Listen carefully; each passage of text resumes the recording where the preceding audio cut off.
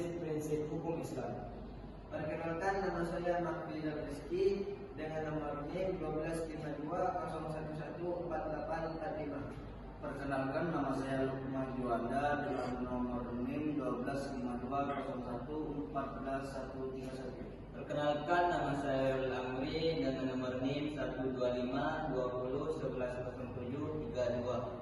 Perkenalkan, nama saya Muhammad Wildan Faliki dengan NIM 12520111333. Perkenalkan, saya Yakib Wicaksono dengan NIM 12520113436.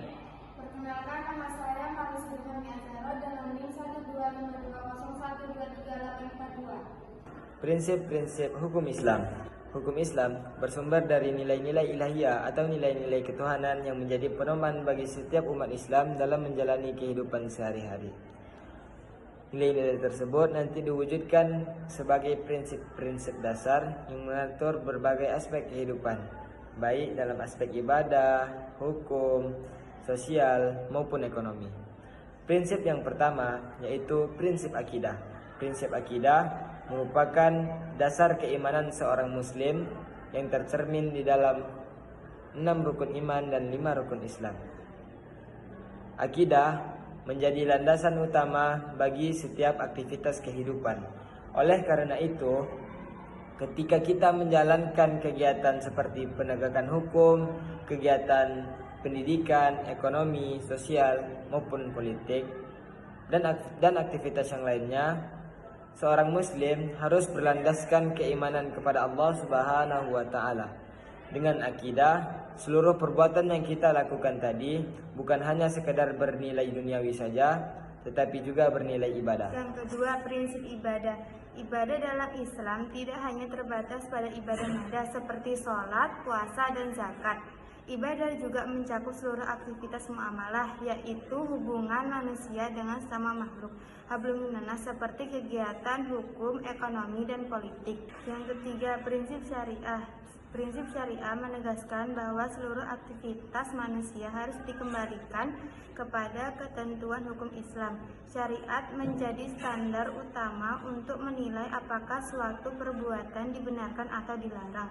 Dengan prinsip ini, kesesuaian suatu tindakan dengan hukum Islam dapat diukur dan dipertanggungjawabkan. Prinsip yang keempat yaitu takziyah atau kesucian. Prinsip takziyah bermakna penyucian diri, harta, dan perbuatan. Allah Subhanahu wa taala Maha Suci dan hanya menerima sesuatu yang suci, sebagaimana sabda Nabi, sesungguhnya Allah itu Maha Baik dan hanya menerima yang baik. Oleh karena itu, setiap aktivitas harus dilakukan secara bersih, halal, dan terhindar dari unsur kecurangan serta kemaksiatan. Prinsip yang kelima yaitu khilafah atau kepemimpinan. Manusia diposisikan sebagai khalifah di muka bumi. Prinsip ini menuntut kepemimpinan yang berlandaskan sifat-sifat kenabian, yaitu siddiq atau jujur, amanah atau bertanggung jawab, fatonah atau cerdas, dan tablik atau komunikatif dan profesional. Selain itu, kepemimpinan harus dilandasi akhlak mulia, ukhuwah atau persaudaraan, dan nilai insaniah atau kemanusiaan, sehingga tidak terjadi penindasan atau eksploitasi. Sekian, terima kasih. Baik, saya akan melanjutkan prinsip yang keenam, yaitu adalah prinsip milkullah atau kepemilikan. Pada hakikatnya, kepemilikan mutlak adalah atas seluruh alam semesta adalah milik Allah Subhanahu wa taala.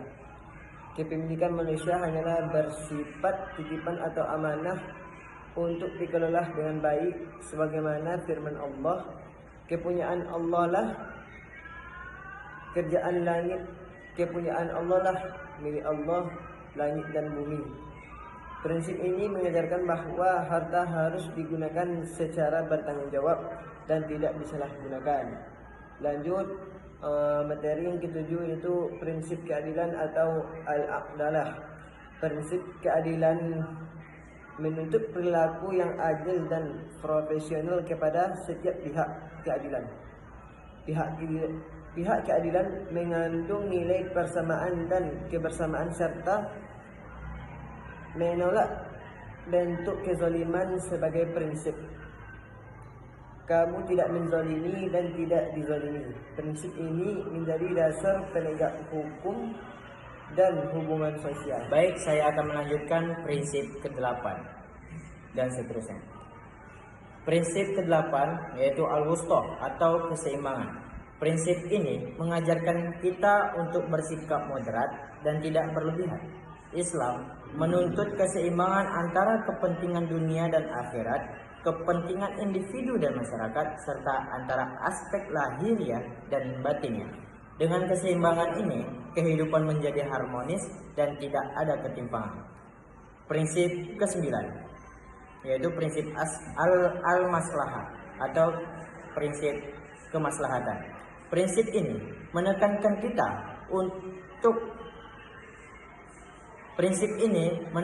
kita bahwa setiap hukum dan aktivitas harus membawa manfaat bagi umat manusia. Tujuan utamanya adalah untuk mewujudkan kebaikan, menghindari kemudaratan, serta menjaga kepentingan semua pihak, termasuk kelestarian lingkungan. Prinsip ini menjadi dasar dalam penetapan hukum Islam yang relevan dengan kebutuhan zaman. Terima kasih. Kesimpulan dari materi yang telah disampaikan oleh teman-teman yaitu prinsip-prinsip hukum Islam merupakan pedoman dasar yang bersumber dari nilai-nilai dan mengatur seluruh aspek kemanusiaan.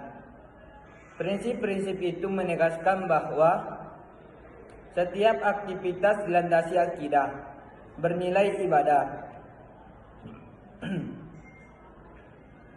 sesuai dengan syariat, menjunjung kesucian, keadilan, kemakmuran, dan kemaslahatan. Selain itu, manusia diposisikan sebagai khalifah yang mengelola amanah dengan penuh tanggung jawab. Dengan menerapkan prinsip-prinsip ini, hukum Islam bertujuan mewujudkan kehidupan yang adil, harmonis, dan membawa manfaat bagi individu, masyarakat, dan serta lingkungannya. Cukup sekian, terima kasih. Mungkin hanya ini penjelasan yang dapat kami sampaikan. Lebih dan kurangnya kami mohon maaf. Wabillahi taufiq wal hidayah. Wassalamualaikum warahmatullahi wabarakatuh. Terima kasih Bapak.